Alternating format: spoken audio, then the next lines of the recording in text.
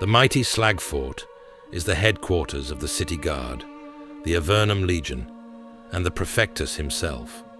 The fort overlooks the city from atop a hill on the south side, its main tower looming threateningly above the streets close by. Made entirely of the same kind of dark stone, the Slagfort is completely black now, thanks to the layers of soot that cover its surfaces.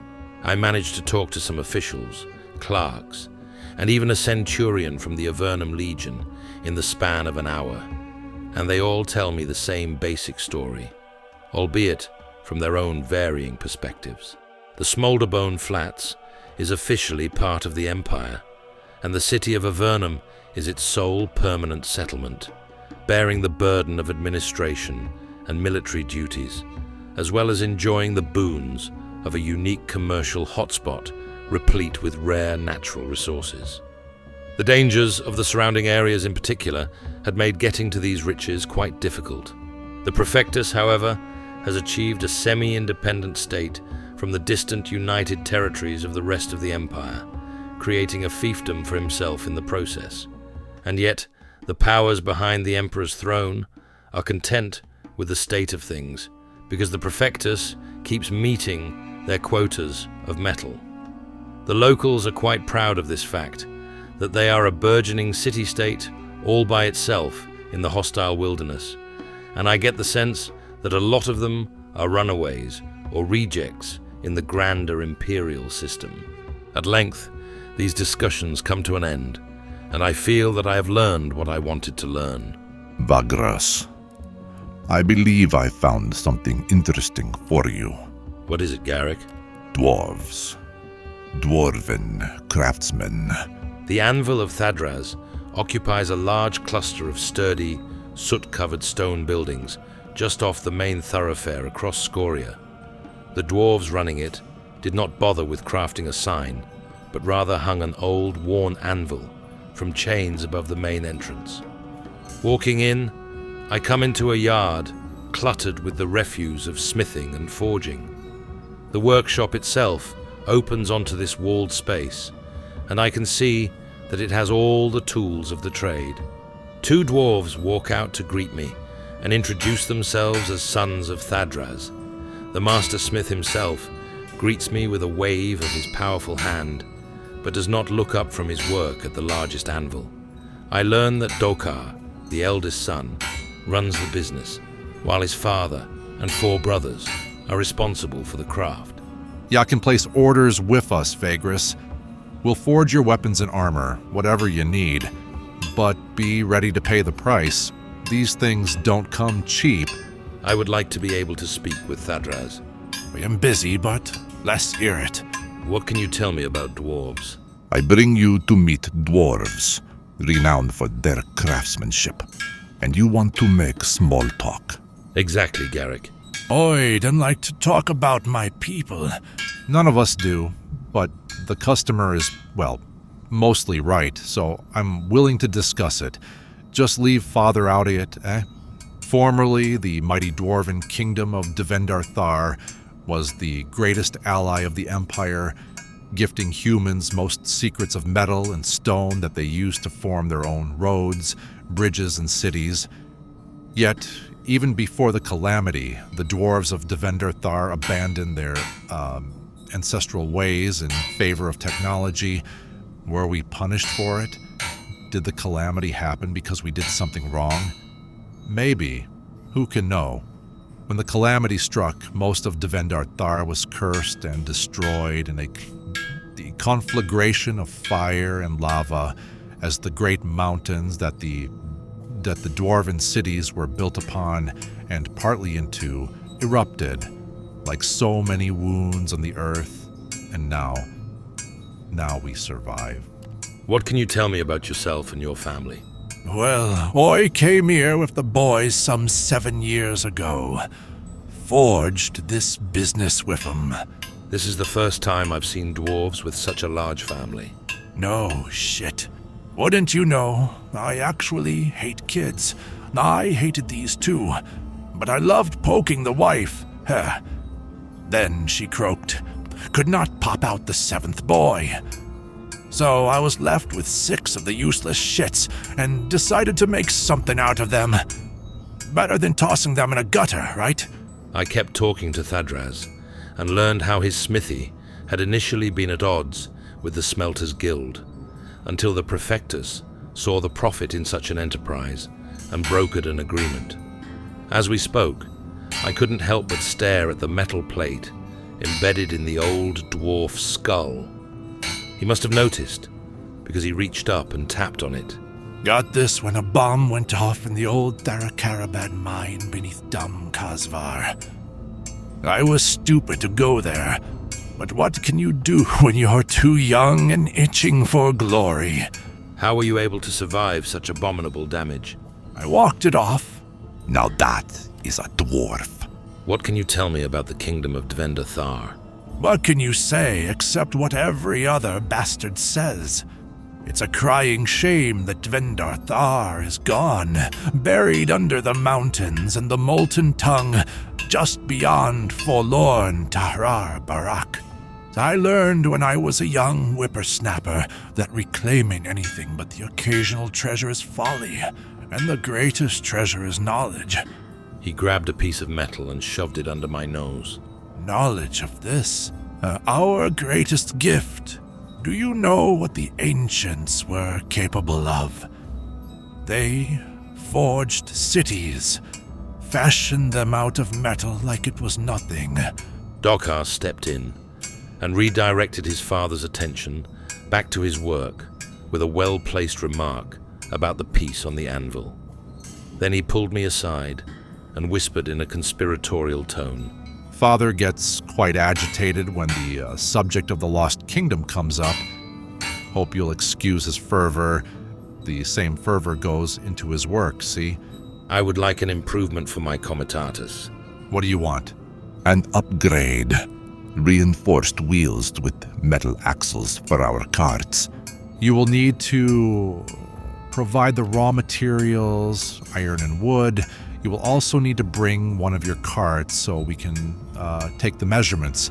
I've learned to trust Garrick with this sort of thing and leave him to negotiate the price with the dwarves while I head to the market to buy the necessary materials. It's not cheap, but it's probably worth it. Perfect. Come back in about 20 days and your order will be ready. I found the arena, Vagrus. Lead the way. Avernum's Pandemonium Arena was built about 5 years ago in order to give the city a proper fighting arena. Commissioned by the Prefectus, the building looks almost identical to the round marble and stone colosseums of the south, albeit much smaller than ones we can find in large imperial cities. The long banners hanging from the highest levels laud religious figures and patricians alike, indicating that today's games are prestigious. Once inside, I can see that the arena is chock full with citizens and that a fight is in progress. I managed to find a good place, despite the crowded spectators' terrace. Below me, a tough-looking older warrior with braided hair and beard is fighting a handful of gladiators. I learned from a fellow member of the audience that the man was sentenced to die in the arena months ago for a long list of crimes, but he just does not die, having survived the bouts he is forced into every week, which has elevated him to be a sort of local hero. This would explain the prominent turnout for what seems like an otherwise simple event. I keep watching as the warrior dispatches 2 more of his would-be executioners with shocking ferocity, using unusual arms consisting of a foreign-looking shield and battle axe. A man who fought all his life. Even the Prefectus is invested. There, I can see that a man of small stature, clad in black robes and surrounded by a dozen Avernum Legion veterans, watches the fight impassively. That's him. As I keep watching Avernum's first citizen, I suddenly catch a glimpse of something unusual. A tanned, dark-haired man who looks like a slave is edging closer to the Prefectus, while his guard's eyes are locked on the fight on the sands of the arena. Could it be an assassin? I can now see that he is holding a dagger and sweating profusely. He is soon in striking distance from the Prefectus. I yell a warning to the legionnaires and try to get close to catch the would-be assassin. The reaction of the bodyguards is quick and decisive. 2 of them stand in my way, blades drawn, while the rest jump the man with the dagger and disarm him in the blink of an eye. I realize that they must have been expecting this attempt on the Prefectus's life. The captain of the guards tells me to come closer, and so I do, while the assassin is beaten to an inch of his life with the butt of a spear. The crowd is oblivious to all this, as it is busy cheering the warrior in the arena who is about to defeat his last opponent, despite being severely wounded. Do not be dismayed. I turn to come face to face with the Prefectus, an unassuming man of short stature and slight build, wearing close-fitting black robes. There is nothing about his face that stands out except for the ever-observant, hawkish eyes. His voice is almost eerily calm, and his register is alarmingly mild-mannered for someone in his position and the current situation. By the fact that you almost ruined our trap, I mean. I appreciate your keen eye as well as your intent to warn me. But all's well that ends well, they say. And this is over. The crowd goes wild as the old warrior executes the last gladiator and raises his bloodied axe triumphantly. The would-be assassin is brought before the Prefectus, who looks down at him in disdain. Beaten and bruised, the man spits blood and says something in a foreign language. I have traveled enough to recognize the characteristic tone and words of the Sadirar tribes. The Prefectus answers in the same language, which seems to shock the man. Then they put a sack over his head and drag him away. You will forgive me, but I have to go and deal with this. However, I would like to know who my would-be savior is.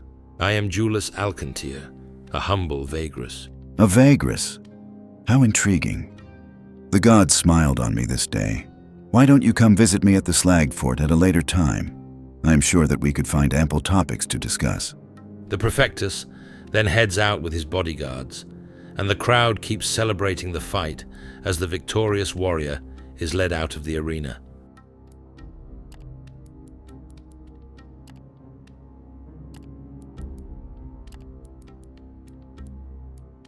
The office of the Prefectus is sparsely furnished and stern, its occupant calm and keen of mind. You have finally accepted my invitation. What can you tell me about Avernum?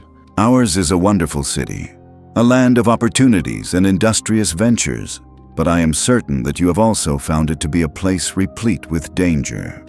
Avernum means the gate of the underworld in Old Imperial. And although its founders thought it would be a tongue-in-cheek name because of the proximity of the molten tongue, the more cynical interpretation does not escape me as it did them. I was banished here, did you know that? They thought to punish me, but a place like Avernum just as easily breaks one as it can open up unexpected paths for the strong-minded and cunning. Think about the city as the latter, but never forget about the former. That is my advice. How can I be of service to you? So kind of you to offer your services, Vagrus. I am led to believe that most people in power ask you to bring them gifts, or deliver goods at a loss, but they fail to realize your true potential as a purveyor of news and secrets. The remoteness of Avernum dictates that information from the heart of Terra Supra is even more valuable here, especially to someone in my position. I waste no time and give him news about Torzag and Devon. The Prefectus listens to my detailed account of every piece of news I heard back east. Then he asks some excruciatingly specific questions. After that, he falls silent for a few moments, lost in contemplation. Thank you, Vagrus. That was most enlightening. What could you tell me about the man fighting in the arena? His name is Skornar. Skornar the Blue-Faced. And he used to be a kingpin running his own gang of smugglers and mercenaries. His venture was closely connected to the Smelters Guild, which is, in turn, beholden to the Carpenters Guild, the true power of the criminal underworld of Avernum. But such positions in this city rarely last long. Skornar defied this rule and ran his gang for over 20 years. Alas, that was also enough time to gain numerous enemies, and these adversaries turned his trusted young lieutenant, against him. They promised the man Skornar's former position as the leader along with membership in the Smelters Guild in return for betrayal of his mentor. And so, the former kingpin was drawn into a trap, captured, stripped of his position, and was thrown into the arena by the Collegium to die with a semblance of honor. But Skornar is a headstrong man and he refuses to die. In fact, he has been carving a bloody path across his arena opponents for months now. No small feat for an aging warrior. But sooner or later he will fall, to the satisfaction of the smelters and his former lieutenant. Until then, the city is having a good time watching him defy fate week after week. I can sense that the Prefectus is not unsympathetic to the plight of the former kingpin. He must be reading my thoughts, because he smiles faintly. I could end it, have him killed in captivity, or even perhaps get him out of the city. But I would not want to upset the carpenters via the smelters, you see. Interesting. I will not hesitate to return to you.